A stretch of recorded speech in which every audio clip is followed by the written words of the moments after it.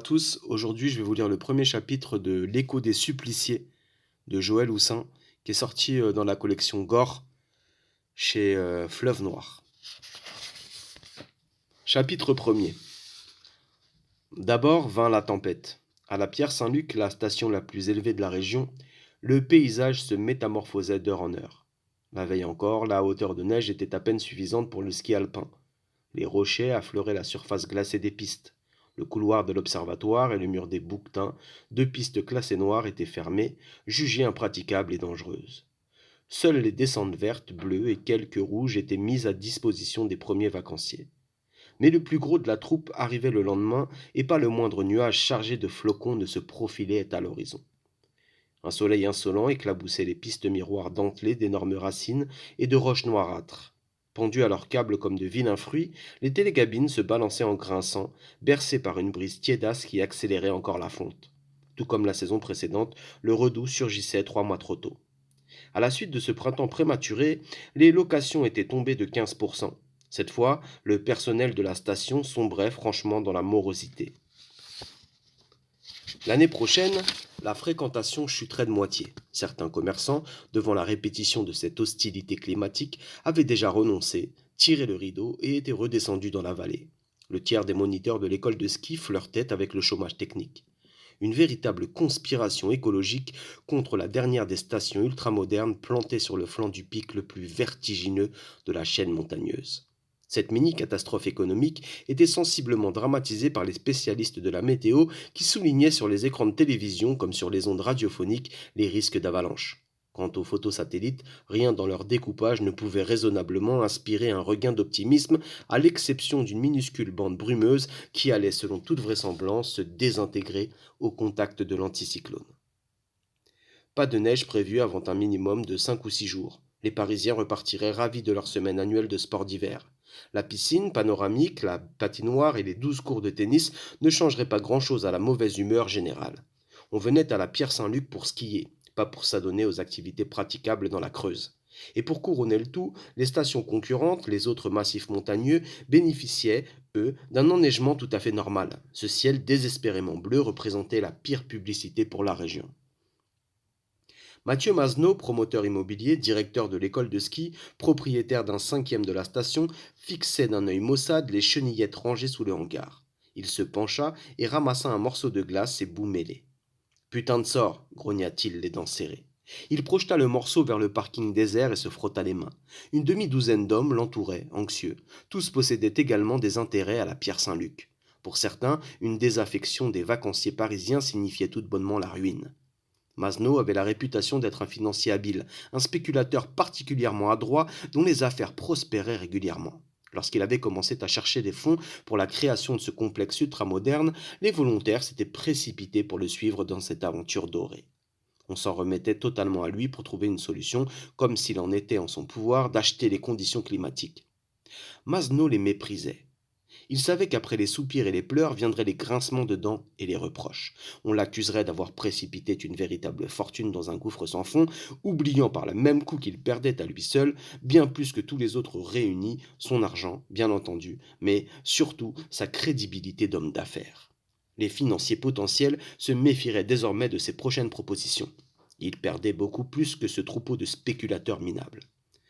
Messieurs, annonça-t-il de sa voix grave, il nous faudra 10 ans pour récupérer une clientèle normale. 10 ans d'enneigement idéal et énormément de publicité. La publicité? Couina un des hommes. Mais où trouverons-nous l'argent? Nous en perdons tous les jours ici. Il secoua la tête. Non, moi je n'attends plus, décida-t-il. Je vais vendre. Mazneau haussa les épaules. Vendre aujourd'hui, c'est perdre plus de la moitié de votre capital. Ça m'est égal, trancha l'autre, propriétaire d'un hôtel-restaurant très tape à l'œil, qui présentait déjà, après seulement 2 ans de fonctionnement, de graves défauts de construction. Ça vaut toujours mieux que de tout perdre. Les autres propriétaires, qui voyaient leur patrimoine fondre au diapason des congères, paraissaient se rallier à l'avis de l'hôtelier. Quand nous ferons le bilan de cette année, souligna l'un d'eux en baissant les yeux, nous n'aurons probablement pas un actif suffisant pour entreprendre les travaux nécessaires. La saison prochaine nous coulera. À moins que vous ne sortiez encore de votre poche une solution miracle, ironisa l'hôtelier. Mathieu Mazenot regarda le tire-fesse désert dont les cannes remontaient les pentes verglacées comme de sinistres mantes religieuses. Demain, il faudrait fermer 3 ou 4 parcours supplémentaires. Contrairement à la logique, les vacanciers ne dépensaient pas dans les commerces et loisirs de la station ce qu'ils économisaient en remontées mécaniques. En revanche, le phénomène inverse était souvent constaté. Les plus fortunés tenteraient de trouver place dans d'autres stations et les autres iraient se balader du matin au soir. Le seul natif du village de Saint-Luc, un paysan bourru et rusé qui avait préféré louer ses terres plutôt que de les vendre, se racla la gorge. La plupart du temps, pendant les réunions du syndic, il cuvait un vin blanc incroyablement acide qu'il avait vainement tenté de commercialiser. Après quelques plaintes pour tentative d'empoisonnement, Antoine Borda avait renoncé, brûlé sa pancarte dégustation et vente et décidé de consommer seul sa production. Moi, j'ai peut-être une solution, annonça-t-il d'une voix sifflante. Tous les regards se concentrèrent sur lui. Ah oui, grinça l'hôtelier qui n'appréciait guère la ponction que cet abruti effectuait sur ses bénéfices. Faudrait aller voir Anaïs, lâcha Antoine Borda. Anaïs hoqueta Masno. Cette vieille folle. On dit dans la région qu'elle peut amener le soleil, la pluie ou la neige, se rebiffa Antoine. Elle vivait déjà ici quand je suis né et mes parents me disaient qu'elle avait vraiment des pouvoirs. J'ai entendu pas mal de conneries dans ma vie, soupira l'hôtelier, mais celle-là, elle décroche le gros lot. Les hommes éclatèrent de rire. Borda haussa les épaules vexé. Après tout, grommela-t-il, faites comme vous voulez. En tout cas, c'est pas parce qu'il n'y a pas de neige que je vais baisser mes loyers. Sur cette réflexion, Borda s'éloigna malgré un rappel sans conviction de Mathieu. C'est beau la solidarité, souffla le responsable des 2 magasins de location de matériel sportif. Moi je vois qu'une chose pour cette année, reprit Mathieu. Pensez les plaies. Nous parlerons de bilan en fin de saison. En attendant, essayons de rendre tout de même le séjour de nos clients agréable. Multiplions les fêtes et rendons gratuits certains loisirs. Pour ma part, la première consommation sera gracieuse dans mes nightclubs et l'accès aux cours de tennis complètement libre. Je dédommagerai ceux qui ont choisi les formules ski loisirs détente. La proposition suscita encore quelques grimaces, mais tous devaient se rendre à l'évidence. Il n'y avait aucune autre solution. Mathieu Masno termina son repas, regarda aux informations télévisées un flash météo plus désespérant que jamais et sortit sa chienne, une magnifique barzeuille blanche répondant au nom de Zara. Masno bourra soigneusement sa pipe et l'alluma tout en surveillant Zara déployer de spectaculaires foulées sur l'esplanade. L'animal paraissait surpris, lui aussi, de voir aussi peu de neige. Mathieu la prit en laisse et commença sa longue promenade quotidienne. Il avait l'habitude de parler à sa chienne, de lui conter ses soucis et ses joies, de lui faire part de ses projets, mais cette fois, il demeura silencieux. D'ordinaire également, Mathieu prenait le chemin des chalets, profitant de cette balade pour inspecter les installations les plus excentrées. Ce soir, il rompit avec cette coutume et se dirigea tout droit vers la forêt. Il bifurqua à la lisière des sapins et marcha tranquillement vers le second parking, celui des caravanes et des véhicules importants. Il ne tenait pas à ce que quelqu'un de la station le voie traîner dans le coin. En passant par le parking, il aurait au moins l'excuse d'être allé vérifier si les employés s'étaient convenablement occupés des plaques de verglas qui en rendaient l'accès dangereux. Après un bref regard panoramique, il s'enfonça dans la forêt. Sous les arbres, la neige était plus abondante, poudreuse, et Mathieu s'y enfonçait jusqu'au mollet. La chienne progressait par bonds, tirant violemment sur la laisse. Mathieu buta contre une racine et se tordit douloureusement de la cheville. Il lâcha un juron et massa lentement son articulation. Vu d'hélicoptère, le bois avait la forme d'un œil. Une clairière en son centre formait un iris vert dont la maison d'Anaïs au toit d'ardoise fixait une pupille d'un noir luisant. C'était une petite forêt, mais d'absurdes légendes couraient sur le sort d'imprudents qui s'y seraient égarés et y seraient morts de froid avant d'avoir réussi à en sortir. On racontait que les arbres se déplaçaient pour désorienter les promeneurs. Depuis la création de la station, il n'y avait pas eu le moindre incident de ce côté-là, à l'exception d'un enfant perdu qu'on avait retrouvé sans difficulté 1 heure plus tard. Preuve supplémentaire que les légendes moyenâgeuses, courantes dans la région, résistaient fort mal au modernisme. Le béton chassait esprits, sorciers et sortilèges bien plus efficacement que toute cette panoplie de gris-gris dont les paysans de la région encombraient leurs maisons.